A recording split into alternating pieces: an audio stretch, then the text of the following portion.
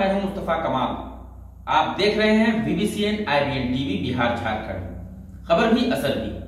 DRI Patna तथा RPF गया team के टास्क टीम के द्वारा गुप्त सूचना के आधार पर हावड़ा बाड़मेर एक्सप्रेस से गया रेलवे स्टेशन प्लेटफॉर्म संख्या 1 पर छापेमारी की गई, जिसमें गाड़ी के कोच संख्या S7 से हावड़ा से प्रयागराज रात तक की यात्रा कर रहे एक व्यक्ति की तलाशी ली गई।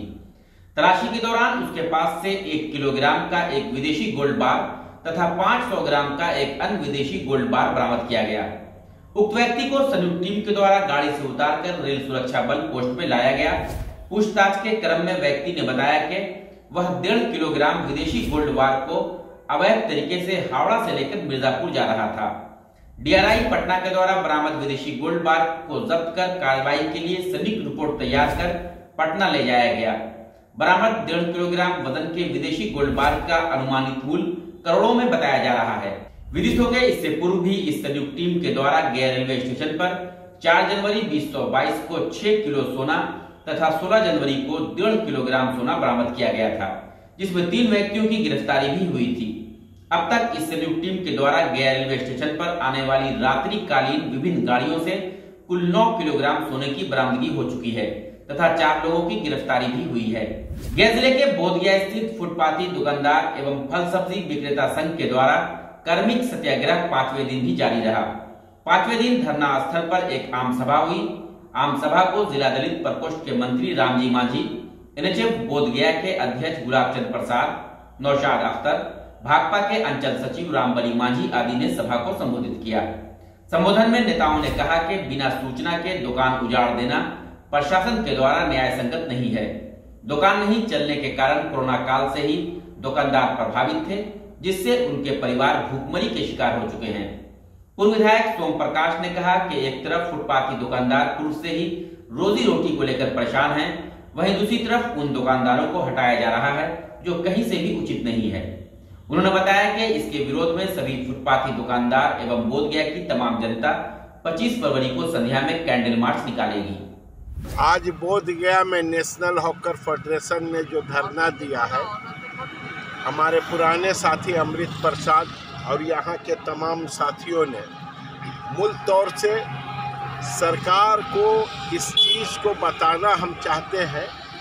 तो सरकार जो बिहार सरकार है, खास करके उसको मैं बताना चाहता हूँ, तो यहाँ कानून का राज चलेगा कि नगर पालिका का गुंडागर्दी चलेगा। ये 2 चीज़ों में एक चीज़ का फैसला सरकार को लेना होगा। माननीय मुख्यमंत्री नीतीश कुमार कहते हैं तो हम न्याय प्रिय सरकार बनाना चाहते हैं। ये कौन सा बोधगया के अंदर में न्याय हो रहा है? यहाँ वेंडिंग कमेटी है, उस कमेटी का पूरा प्रस्तावना है। भारत सरकार ने 19 में जो कानून बनाया, उस कानून के मातहत चलेगा कि इनकी गुंडागर्दी से चलेगा। कौन ये होते हैं जो हॉकर्स को, फुटपाथियों को एक बैग हटा देने वाले? क्या उनकी कमेटी है कि नहीं? उनके कमेटी के लोग हैं कि नहीं? उनके जो कमेटी है वो कमेटी को काम करना है कि नहीं? ये सवाल है, और इस सवाल का जवाब क्या नगर पालिका और जिला प्रशासन देगा? और नहीं देगा तो ये आंदोलन जारी रहेगा, और इस आंदोलन के खिलाफ पूरे बिहार के अंदर में हम लोग समर्थन में इनका समर्थन करेंगे। और कार्यपालक इस भ्रम में नहीं रहे, तो उन्हीं का ये बोधगया है। यहाँ के गरीब फुटपाथ पर रहने वालों का बोधगया है, उनका बोधगया नहीं है। ये बात मैं कहना चाहता हूँ। और जो कार्रवाई उन्होंने किया है उसका all India hawker forum, national hawker federation के साथ खड़े होकर हम इसका प्रतिरोध करते हैं। बोधगया प्रखंड के रत्ती बिघा गांव में एक विद्यालय में बुधवार को रोटरी क्लब ऑफ बोधगया का 117वां स्थापना दिवस मनाया गया। अतिथियों का स्वागत विद्यालय के बच्चों ने भव्य रूप से किया। कार्यक्रम की शुरुआत राष्ट्रगान से हुई। इसके बाद प्रेसिडेंट दीपक कुमार, सेक्रेटरी आनंद विक्रम सहित अन्य ने दीप प्रज्वलित कर कार्यक्रम का उद्घाटन किया। उद्घाटन के उपरांत क्लब के प्रेसिडेंट ने कहा कि क्लब शिक्षा, स्वास्थ्य, गरीबी उन्मूलन और अन्य सामाजिक कार्यक्रमों को चलाने के लिए संकल्पबद्ध है।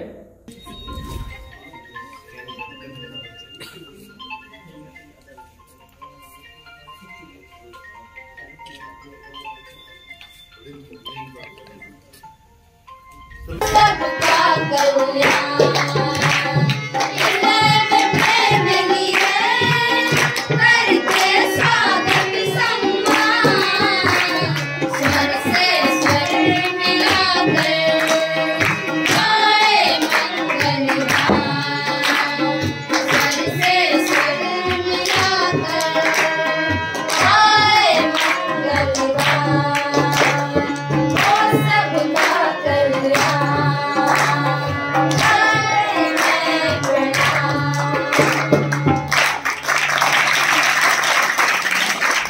गया जिले के बाराचट्टी थाना क्षेत्र स्थित सामेकित जांच चौकी पर वाहन जांच के दौरान ऑटो से 156 बोतल विदेशी शराब एवं बियर बरामद किया गया है।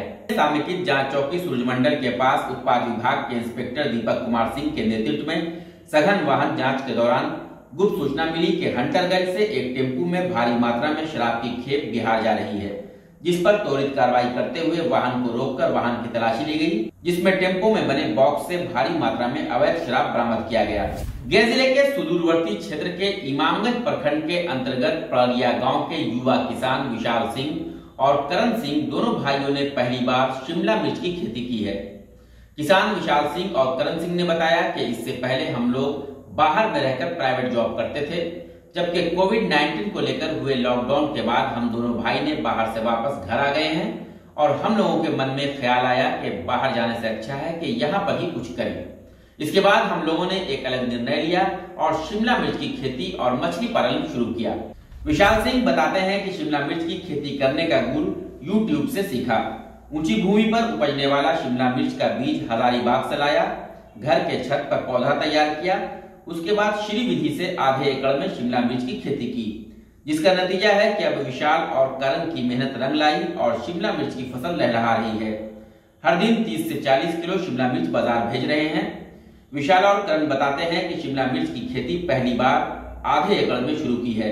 अगले साल 2 एकड़ में शिमला मिर्च की खेती करने की योजना है। उन्होंने कहा कि 1 कट्ठे जमीन में शिमला खेती करने से बीज से लेकर रोपाई करने तक 5,000 रुपए का खर्च आता है। 90 दिन में शिमला मिर्च का पौधा तैयार होकर फल देना शुरू कर देता है। एक दिन के अंतराल पर 5 किलो मिर्च 1 कट्ठे में निकलता है। वहीं किसान विशाल सिंह और करण सिंह ने बताया कि इसके साथ ही हम लोगों ने अपने पैसे से 3 तालाब का भी निर्माण करवाकर बाहर से मछली का बीज डालकर मछली का पालन कर रहे हैं। तालाब से बराबर 10 से 20 क्विंटल मछलियां निकलती हैं, जिसे हम लोगों को लाखों रुपए की आमदनी हो रही है।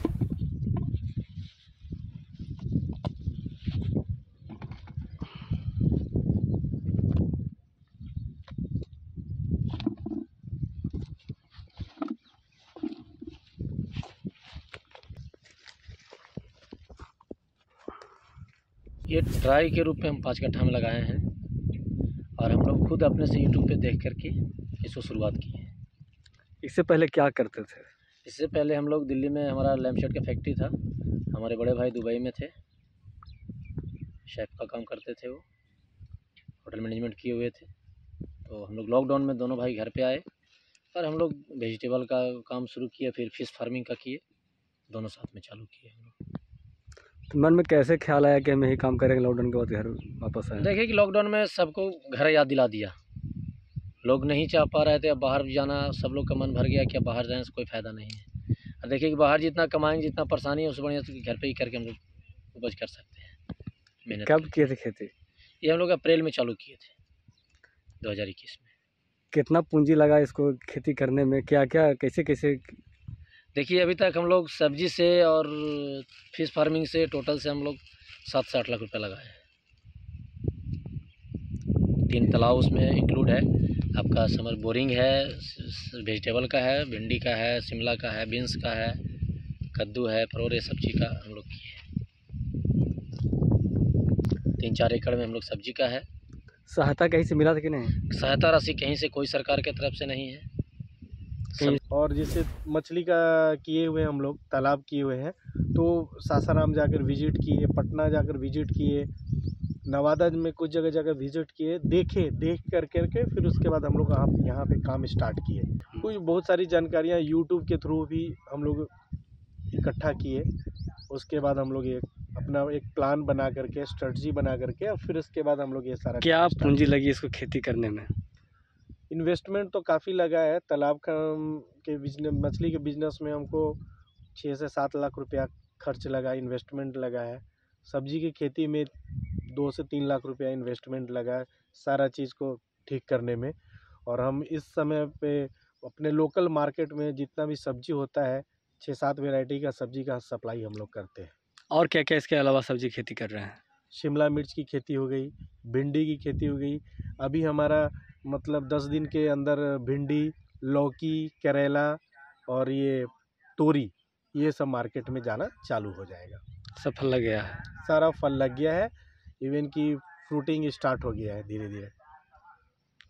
तालाब बता रहे थे, तालाब में कितना मछली निकल जाती है, क्या उसमें बीज कहाँ से लाए थे? बीज हम लोग औरंगाबाद में एक हैचरी है बिहार सरकार का, वहाँ से जाकर बीज लाए। गया जिला अंतर्गत बाराचट्टी विधानसभा के पूर्व विधायक उमेश पासवान अब नहीं रहे। गौरतलब हो कि इनका निधन पटना में इलाज के दौरान हो गया। इन्हें अपने क्षेत्र के विकास के साथ साथ डोभी को प्रखंड बनाने का श्रेय जाता है। यही कारण है कि इनके निधन से डोभी एवं आसपास के क्षेत्रों में शोक की लहर है।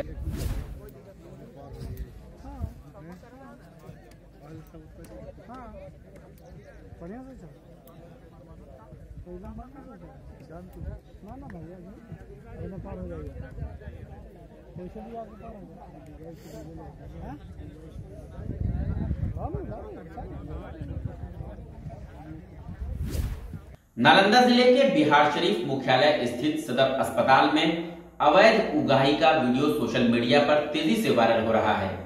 बताया जा रहा है कि शिक्षक नियोजन समेत अनजरूरी कार्य के लिए सदर अस्पताल में इन दिनों मेडिकल रिपोर्ट बनाने को लेकर अभ्यर्थी पहुंच रहे हैं। सदर अस्पताल में मेडिकल रिपोर्ट बनाने के नाम पर सिविल सर्जन कक्ष के बगल में ही स्वास्थ्य कर्मियों के द्वारा जमकर उगाही की जा रही है। वीडियो में दिख रहा है कि स्वास्थ्य कर्मियों के द्वारा मेडिकल रिपोर्ट बनाने के नाम पर पैसा लिया जा रहा है।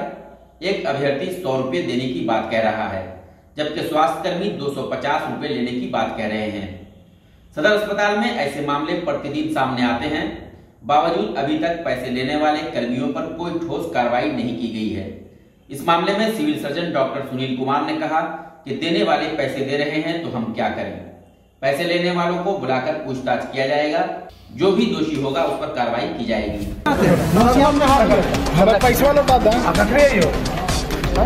4 बजे हो गया।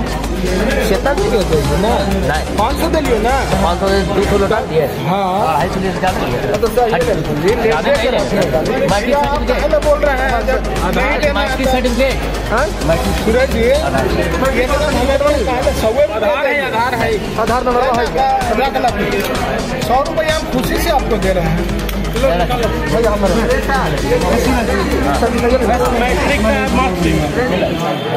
हम ले रहे हैं। सुनो जी, जाइए जाइए। हाँ भेज बेटा,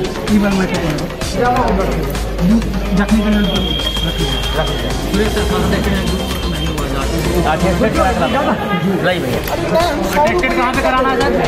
100 रुपया सब ज़्यादा नहीं दे दो। बाद में ले लिया दे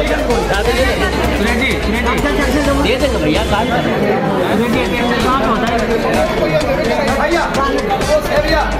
सुरेश जी हाँ कहाँ होगा? जमा नहीं हो रहा। 6 बजे 3 बजे 4 बजे 4 बजे लाइए। किनका है ये? मेरा 4 बजे सुरेश जी 2 बजे जमा नहीं हो रहा। थोड़ा ना हटाओ ना। किनका है? मेरा लाइए। अच्छा कीजिए तो कलम दी करवा कर दो। अच्छा जी हाँ उधर बोर लेके जाते मेरा पेन तो दे। पीछे जाना जमा नहीं होता। अरे हट सिग्नेचर कीजिए ना।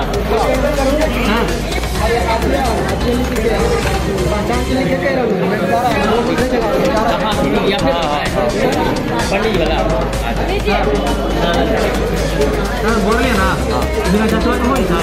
वही क्या कराओ ना। मैट्रिक सर्टिफिकेट हो मैडम? हाँ कहाँ पर ये टेस्ट हो गए ना? कहाँ पर टेस्ट करा पीछे डॉक्टर साहब करेंगे आप? अरे ओपीडी हाँ अभी तक करवाया नहीं रहे। हाँ जी लेकर लगाइए हो गया ना। हाँ जाइए 4 बजे।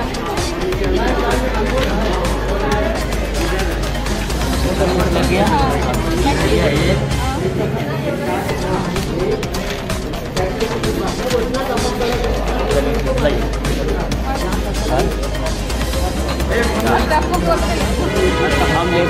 क्या उसमें कहा जा रहा है ये बताइए। भैया ये कहा जा रहा है कि मेडिकल नहीं बनेगा क्योंकि 700 रुपये तो यहाँ देना होगा। यहाँ क्योंकि विभाग का हर आदमी कर्मचारी इसमें बढ़ता है। अगर मैंने 700 रुपये देने से मना किया तो मेरा कागज को फाड़ दिया। किस लिए किस लिए मेडिकल बनवा रहा है? मेरा टीचर बिहार प्राथमिक शिक्षा में चयनित हुआ हूँ, जिससे चलते मेडिकल बनवाने आया था मैं। तो क्या वीडियो बनाया जिसमें पैसा लेते हुए? हाँ वीडियो बनवाया हूँ जिससे CS का स्टाफ पैसा खुलेआम ले रहा है और धमकी दे रहा है कि पैसा नहीं दोगे तो नहीं बनेगा, तुम्हारा वो खराब कर देंगे मेडिकल को। क्या नाम है स्टाफ का? सुरेश जी नाम है। CS का वो जो यहाँ का बिहार सदर अस्पताल का जो CS है उसी के थ्रू पैसा लिवाया जा रहा है। उसके सामने ऑफिस के सामने पैसा लिया जा रहा है, जिसका वीडियो भी मेरे पास है, लेकिन यहाँ कोई कार्रवाई नहीं हो रहा है। क्या नाम हुआ आपका? मेरा नाम नीतीश कुमार है। सर्टिफिकेट बनाने का वीडियो वायरल हो रहा है सर। कहा जा रहा है कि कर्मचारी यहीं का सिविल सर्जन कार्यालय का पैसा लेते हुए। पैसा लोग दे रहे होंगे। कोई मांग रहा है कि नहीं मांग रहा है, ये तो भीड़ वहाँ आप देख रहे हैं कि सारे लोग भीड़ में वहाँ हल्ला किए हुए हैं। अपने तरफ से पैसा दे रहे होंगे, ये गलत चीज़ है। मैंने उनको अभी बुला करके आपके सामने बुलवाया है कि भाई इस तरह का ये नहीं होना चाहिए, तो गलत चीज़ है। पैसा जो है लेना देना दोनों ही बड़े गलत है। देने वाला भी दोषी है, लेने वाला भी दोषी है। जदयू के युवा नेता के द्वारा शराब के नशे में धुत होकर नग्न होकर नाच किए जाने का वीडियो वायरल हो रहा है, जो कि इस्लामपुर प्रखंड में आम लोगों के बीच चर्चा का विषय बना हुआ है। घटना की सूचना मिलते ही पुलिस ने जदयू नेता को गिरफ्तार कर लिया है और जेल भेज दिया है। इस मामले में अन्य जदयू नेताओं से पूछने पर उन्होंने बताया कि जयप्रकाश प्रसाद को इस्लामपुर विधानसभा क्षेत्र का युवा जदयू का प्रभारी बनाया गया था। थाना अध्यक्ष चंद्रशेखर सिंह ने बताया कि जगदीशपुर गांव में शराब के नशे की हालत में धुत होकर हंगामा करने की सूचना मिली, जिसके बाद पुलिस ने गांव में पहुंचकर जयप्रकाश प्रसाद नामक युवक को गिरफ्तार कर लिया। गिरफ्तारी के समय उसके बदन पर एक भी कपड़ा नहीं था। हालांकि वह किसी पार्टी और किस पद का है इसकी जानकारी हमें नहीं है। पुलिस ने गिरफ्तार व्यक्ति को मेडिकल जांच करवाने के बाद शराब पीने की पुष्टि होने के बाद उस पर उत्पाद अधिनियम के तहत मुकदमा दर्ज कर उसे जेल भेज दिया। बिहार में बालू का खेल लगातार जारी है। जी हाँ, यह हम नहीं तस्वीरें बयान कर रही हैं। बिहार के गया जिले के सुदूरवर्ती इलाके शेरघाटी से बांके बाजार और शेरघाटी से गया के रोड का हाल है। जी हाँ, एक तरफ बड़े बड़े बालू से लदे हाईवा लगे हैं, तो दूसरी तरफ सड़क पर भारी मात्रा में बालू इकट्ठा किया गया है। यह हाल किसी एक जगह का नहीं बल्कि कई किलोमीटर तक यही दृश्य देखने को मिलेगा। अब आपको इस सड़क से सफर करना है तो भगवान भरोसे करें, सरकार भरोसे नहीं, क्योंकि सरकार ने बालू की बंदोबस्ती कर दी है। अब इसके माफिया जैसे चाहे उत्खनन करें, कोई रोकने वाला नहीं और ना ही कोई देखने वाला है। हम आपको बता दें कि हाल ही में एक छात्रा की मौत बालू लदे ट्रक के द्वारा कुचले जाने से हो गई है और उसके साथ रहे उसके भाई की हालत अब भी नाजुक है। यह घटना बालू लदे ट्रक के रॉन्ग साइड के आने के कारण घटी थी। अब इन सारी बातों पर संबंधित अधिकारी भला क्यों ध्यान देंगे, क्योंकि बालू की बंदोबस्ती हो गई है। अब खनन और ट्रांसपोर्टेशन नियम से हो या भगवान भरोसे, इसे देखने वाला कोई नहीं। जनता परेशान होती है तो उससे अधिकारियों को क्या। अब आप इस रेत पर फिसलकर गिरकर हाथ तोड़ें या पैर, देखेगा कौन।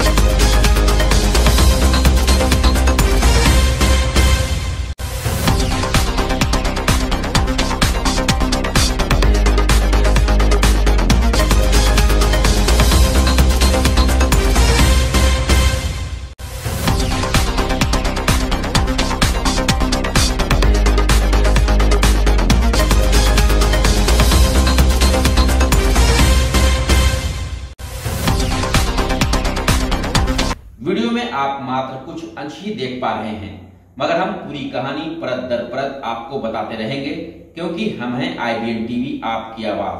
हम बने रहेंगे आपकी आवाज, आप बने रहें हमारे साथ। आप अपने खबरों के साथ साथ बिहार की खबरों को देखने के लिए IBN टीवी इंडिया को सब्सक्राइब करना ना भूलें और सीधा प्रसारण के लिए डिन नेटवर्क के चैनल नंबर 155 पर जाएं। साथ ही लॉगिन करें www.ibntv.in। खबरों का सिलसिला लगातार जारी रहेगा। अभी के लिए हमें और IBN टीम को दीजिए इजाजत। नमस्कार।